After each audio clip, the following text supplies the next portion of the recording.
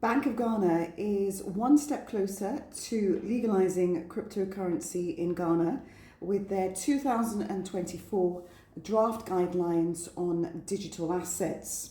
Now, although the document is only 7 pages long and released in August 2024, it could mean that Ghana joins other countries which have fully legalized crypto, countries such as El Salvador, Central African Republic, Switzerland and Singapore, or it sort of signals that Ghana's might go halfway in terms of semi-legalizing cryptocurrency and joining countries such as United States, United Kingdom and Germany who have heavily regulated cryptocurrency. Now, in joining Malaysia and India in terms of having some sort of guideline,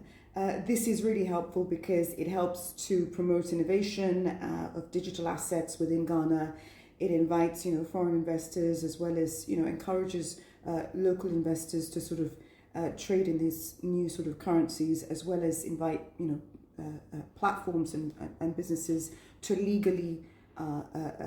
trade cryptocurrencies here. It is a positive development, although BOG probably has to evaluate the potential setbacks in terms of ensuring that they manage the risks whilst promoting innovation at the same time. The only concern, having looked at the 7-page document, is that virtual asset service providers, so these are the people who provide virtual asset services, would have to, Bank of Ghana would have to ensure that robust cybersecurity measures are introduced, because the document is quite silent on that. How they're going to address, for instance, cyber threats should cryptocurrency be fully legalized or semi-legalized. And the guidelines should also be flexible enough to adapt to future technology advancements, because right now we're talking about basic cryptocurrencies that are the original ones, but the sphere is developing in terms of new cryptocurrencies coming out that are beyond Bitcoin, etc. And they also have to consider how it's going to impact existing businesses and have some sort of genuine transition plan for that.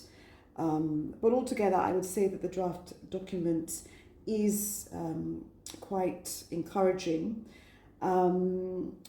the benefits for Ghana is the guidelines aims to provide much needed clarity and certainty for businesses operating in the digital asset space. In terms of consumer protection, customer due diligence and suspicious activity reporting can help protect investors from fraud and scams. And the draft guidelines help foster financial stability in Ghana, because different platforms can offer these services, and Bank of Ghana can attempt to mitigate risks associated with digital assets as they develop a further final draft of digital assets regulations in Ghana. And it also seems that Bank of Ghana is quite keen on adhering to international standards like the Financial Action Task Force, which basically asks for international cooperation in combating financial crime, which Ghana would get on board with should we fully legalize cryptocurrencies. And altogether, the draft shows that Ghana's commitment to exploring blockchain technology is certainly there. And for the final draft, for instance, they can perhaps look at more anti-money laundering compliances, and they can address how the licensing requirements are going to go in terms of go into far more detail and further define, digital assets, because it is just a 7-page document. They haven't actually further defined what is digital assets in all its sphere.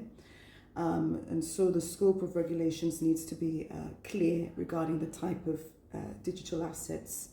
covered. Now, this is only a draft, as I said, but it did come out in August 2024, and it could very well mean that a lot of the international players who provide digital asset services will be looking at this and moving into the space